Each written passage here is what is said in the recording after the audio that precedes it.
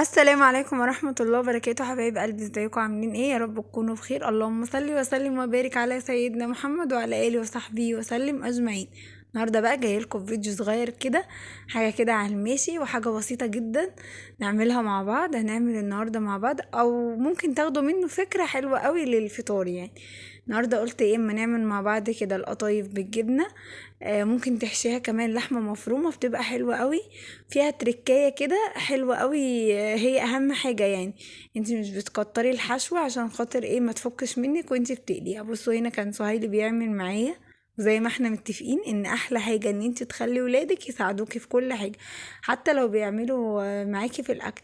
الاول حشينا اللي هي بالسمبوسه بالجبنه الموتزاريلا، حاجه كده جميله جدا وحلوه قوي. هنا كده كنا بنحشيها بالجبنه البيضه، بتبقى حلوه قوي على السحور وعلى الفطور، وكمان خفيفه جدا وممكن يعني ايه تاكلي كده منها ويعني ما شاء الله ما تشبعيش بجد من جمالها.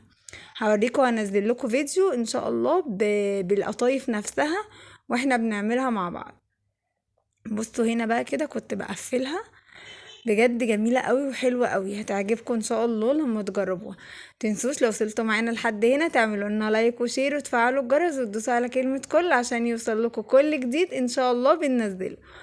بصوا بقى، بجد من الاكلات الخفيفة جدا، وهو تجديد عن السمبوسة. دايما بنعمل سمبوسة على الفطار او على السحور، هنا كده قلنا اما نجدد ونجرب ايه ونعمل القطايف.